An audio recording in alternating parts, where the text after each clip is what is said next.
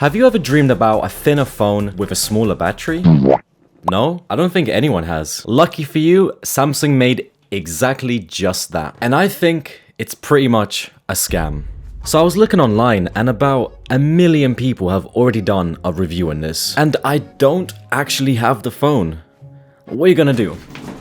But I don't think I need this phone to show you how stupid it is. So first of all, I want to show you some of the specs. So it's a 6.7 inch, it's got the Snapdragon 8 Elite, a 200 megapixel camera, but a 3900 milliamp hour battery. Now if you compare this to the base model and the S25 Plus, it weighs the same as the base model, but it has the size of the Plus model. But if you look at the thickness, it's much thinner than all of them. So basically what they've done is taken the small phone, squeezed it, stretched it, and made it into the Plus phone. And the biggest problem that I have with this phone is the pricing. Because this thing costs $10.99, which is barely any less than the S25 Ultra. Now, after watching a couple of reviews like Mr. Who's the Boss and Marcus Brownlee, they basically said that this phone is positioned above the S25 Plus, but below the S25 Ultra. But for that to make sense, it has to be better than the Plus, but worse than the Ultra. And the way they make you think of it is as if the S25 Edge is the S25 Ultra Lite or something, but that's just completely misleading. Now if you look at the spec sheet, it says it has a 200 megapixel camera, and most people, including a lot of the reviewers, think it's the same camera from the S25 Ultra. But is it really? Because if you think about it, does it say it's the same sensor? It doesn't. It says it's 200 megapixels, which makes you think that it's the Ultra, but it doesn't have to be the Ultra sensor. Compare camera, S25 Edge, and they don't even give you the option for S25. And even if you did compare it, 50 megapixels versus 200, oh, so it must be the same as the Ultra. But no, if you look at the sensor sizes, I'm not saying GSM Arena is spot on, but they usually check their sources. I'm not saying this is the actual sensor size, but it seems to be the same as the regular S25, and basically all they did is add more megapixels.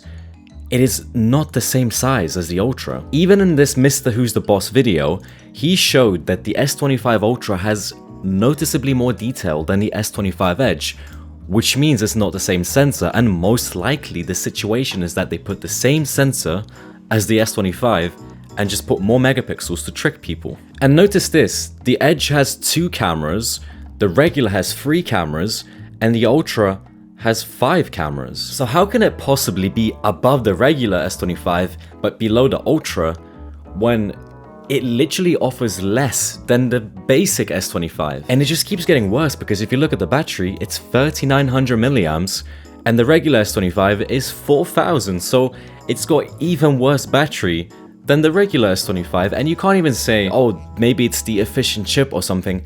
It is the same chip, it's the Snapdragon 8 Elite, so it will be objectively worse battery unless they do some battery shenanigans and completely kill off the background activities to the point where you can't even get like one email. And this is where it gets worse with the pricing, because the Ultra isn't the same as it used to be. It came out like 4 months ago. I don't think it's the same price anymore.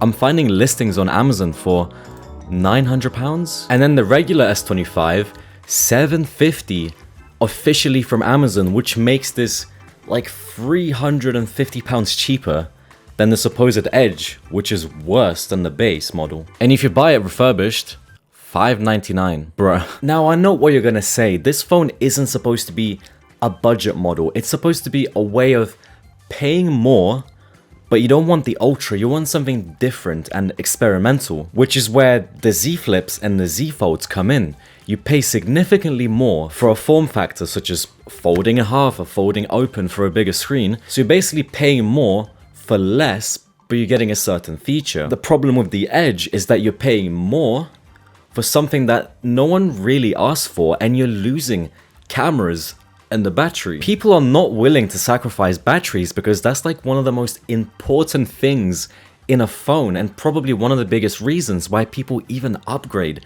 is because their batteries suck. And you know the saddest thing, this phone doesn't even have the silicon carbon battery, which is why 3900 milliamps absolutely sucks when you compare it to something like OnePlus 13, 6000 milliamps, Realme GT7 Pro, 6500 milliamps, Red Magic 10 Pro, 7000 milliamps. What is going on? For a first generation product, it's not so bad, but I feel like the only reason to make it would have been to showcase the new battery technology, and they didn't. I went to the official Galaxy S25 reveal video, and the top comment says, "Respect to Samsung for not disabling the comments."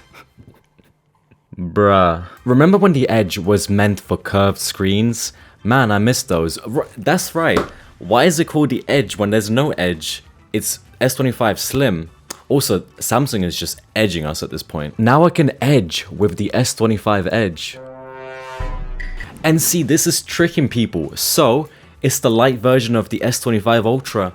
No, it's the light version of the S25. Oh, and you know what else I'm so salty about the pricing? Do you remember when Apple made the iPhone 13 and the 13 mini? Now you could argue that the 13 mini had more functionality because it was smaller and more portable, but Apple didn't charge the same price as the 13 Pro. They actually charged $100 less than the regular 13. It was $799 versus $699.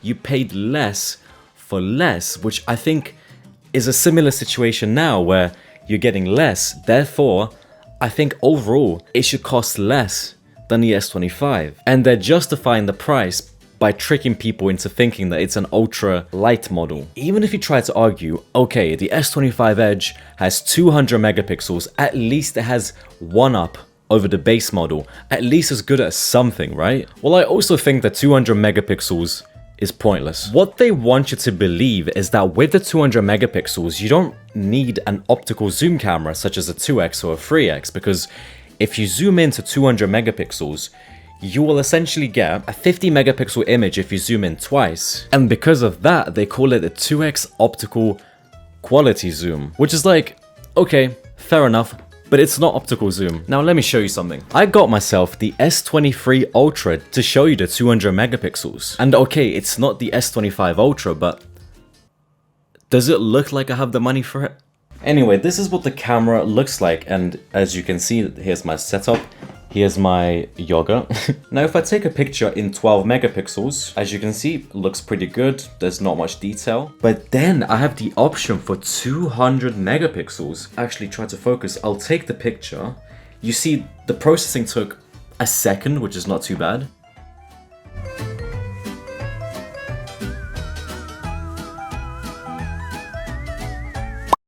Yeah, that took like 5 seconds to load the image. And if you compare the detail of 12 megapixels, like, yeah, it actually looks pretty decent. You can actually read the text. The 200 megapixel image, you can zoom in more, but is there more detail? Not really. Now, the way they want you to use it is if you go to, say, 12 megapixels and you zoom into 2, that will crop into the 200 megapixels.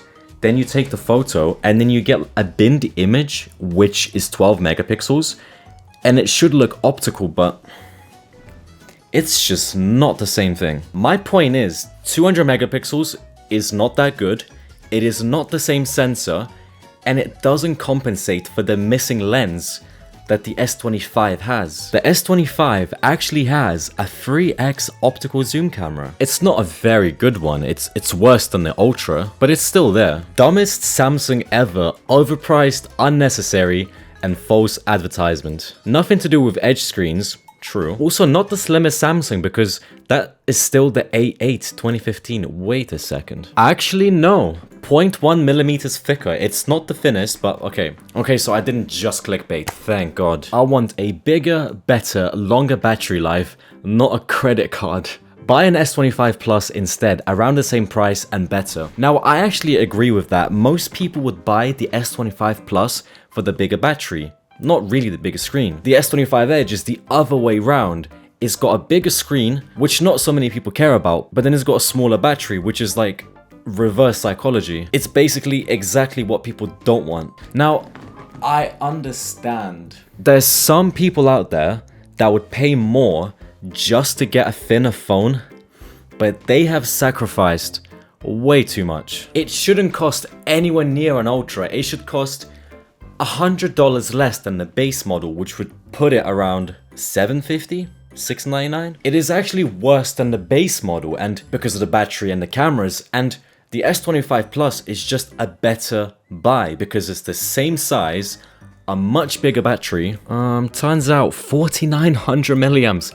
Wow, a way bigger battery. And it still has the 3 cameras. Now, I don't think it's the first thin phone that anyone has ever made, because I think there was a phone called the Xiaomi Xiaomi. Yeah, back in 2021, Xiaomi made a phone that was 6.8 millimeters. It's a millimeter thicker than the Edge, but that was actually a pretty thin phone. And as you all know, Apple is also supposed to have a 17 Air model, which is a super thin iPhone, which is supposed to be 5.5 millimeters, even thinner than the S25 Edge. Oh, who's this handsome man? Yeah, I don't think this is going to be good for durability because the iPhone 6 Plus, that bent so easily. Yeah. Anyway, they should have at least put the silicon carbon battery and reduced the price just a little bit.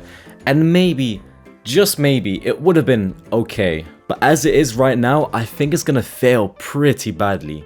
Probably even worse than the mini phones.